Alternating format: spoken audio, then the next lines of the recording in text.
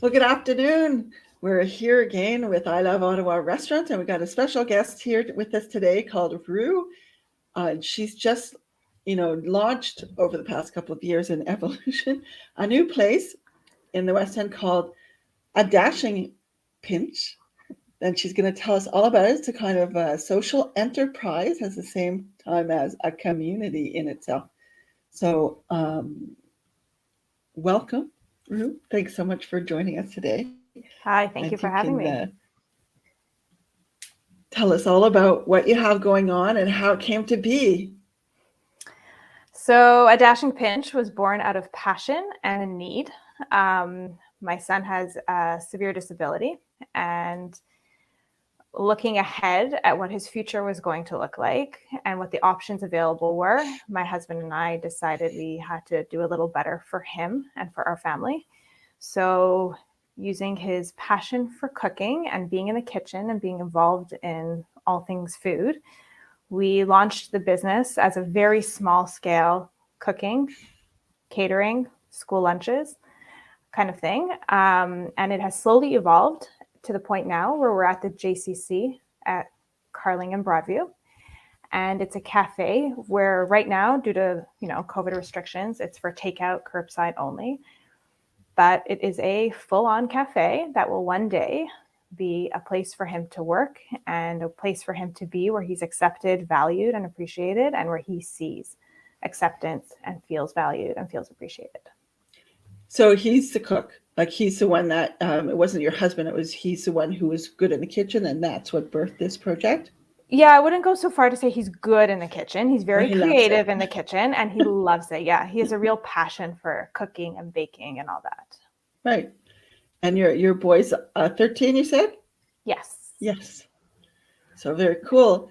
And so so he must during this period of time when everybody's kind of locked at home, it's given him the opportunity really to grow into it as you open up at the same time. Yeah, I'm able to actually bring him in when it's nice and quiet, which is great for him sensory wise to get used to the space and used to the staff, and for the staff to get to know him really well. And it's quiet, so he can be there and be himself. And it is a bonus. We have to So, find the rainbows. so tell us, what kind of food are you serving, and what like why would people want to come over?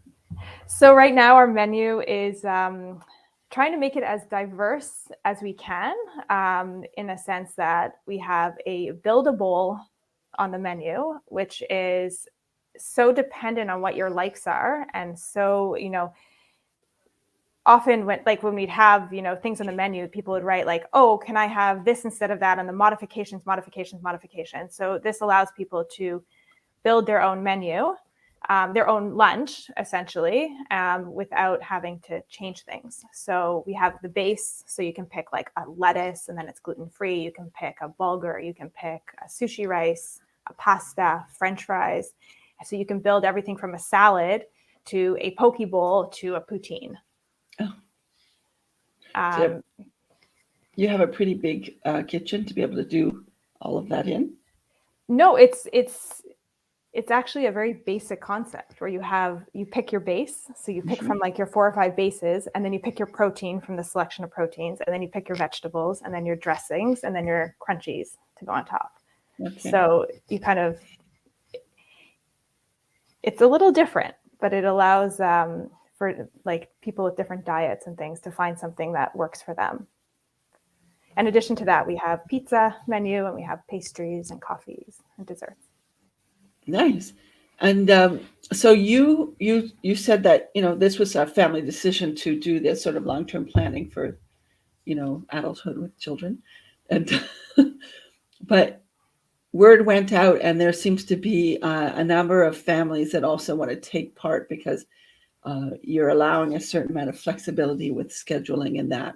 Can you kind of tell us a little bit about that? And that's sort of what is creating a Yeah. village. Yeah. So it started with actually a conversation with a dear friend in the playground. Our two children with exceptionalities were playing in the sandbox.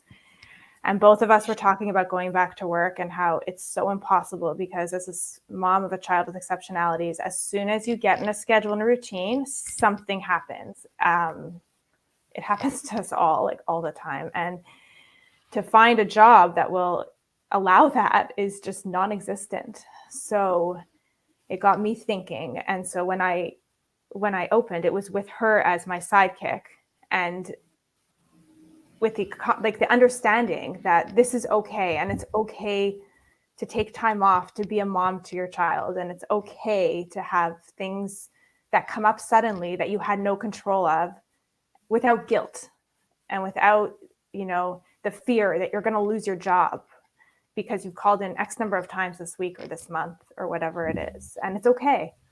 And it's accepted. So how many people are part of your village at this point? I'm going to say like 5 or 6. 5 or 6, cool. Yeah. 5 or 6. Always, have an ear to the ground, looking for more. But yeah, it's good. We all support each other and have this, really core, really strong understanding of what can be done. So tell us about where this name came from. A dashing pinch. It started as a food blog because I never knew what to make for dinner. So I would just blog my own dinner. So when I didn't know what to do, I could go back on my own blog. And it ended up creating a following. And it wasn't intended for other people. It was intended for me as a way to journal. And so the name kind of stuck because when I cook at home, I don't measure anything. I take a dash of this and a pinch of that. And if I give someone a recipe, it's with the intent of them succeeding, but I really don't measure anything at home. I just pour things in a pot and I'm a cook by feel, so to speak. So that's kind of where it came from. Right. So I was reading your place is kosher, fully kosher. Yes, to the strictest standards. Which is, I don't know, is there any other place in the city that offers that? As a cafe, no. We're the only kosher cafe in Ottawa. There is other kosher establishments. I think 2 others. But we are the only place that's set up to be a sit-down place. And you're fully, is it plant-based, 100% plant-based? No, but we have a lot of plant-based items on our menu. We are vegetarian. So part of kosher is we don't mix milk and meat together. So the cafe is all dairy, which means there's no meat at all in the cafe, just cheese and fish. But we have, for our pizzas, we have a gluten-free option, we have dairy-free option, and then we have regular cheese option. So in the hopes, again, of accommodating as many people as possible. And you're primarily serving lunches. It's like a lunch cafe, right? Okay. Yeah. And your hours, what would your hours be that if people wanted to come and try you out? We say the food itself is ready for about 10:30. As soon as it's ready, we open it up. Coffee's as early as 8:30. And we close, our last call is 3:30. We close at 4.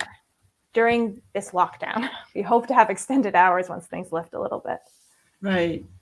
And you were also saying you have a catering kitchen, or catering services for people who want to do, I guess, family events or other kinds of things with this the lockdown again. Yeah. So right now the catering's pretty quiet, which is okay. It allows us to focus on the cafe. But during the summer it was a little busier, and during the fall as well. And yeah, we cater. When we cater, we do meat if the client wants. We have a separate kitchen for that. Okay, so it doesn't have to be kosher dining. It's kosher, but it's separate. Right. We have okay. So dairy and we have meat. So if people want to find out about all the things that are changing, they would go to your website or your Facebook page. What's the best place for them to follow? Yeah, I think social media is where I post things, and they're easier to follow. And then they change on the website, obviously, to keep up with the social media. But the social media, Facebook and Instagram, are the 2 most frequently updated places. And because it seemed to me that what I was seeing was a lot of changes all the time. When you're giving the print side of your food instead of the visuals, but and now right now you're only serving takeout, so people they order through your website. Is that how it works? Yeah, or they can call in the order too. We post the phone number, and we can just take their order and they can pay at the door. Either is fine. Or iDeliver Canada app. We are on the delivery app. Okay. So is there anything else you think that's really important for people to know about what you have on the go? I think that's the summary. It's like a really concise summary. Yeah, I mean, a bunch of really busy parents of children with exceptionalities, or, come support us. We're here to, build this community and be inclusive and make everybody feel welcome and part, or And eat good food. And eat really good food with a lot of heart and soul. Right on. So have a good rest of the day. Thanks so much for sharing this information about this new place. It's on Broadview. Is that what you said? Broadview?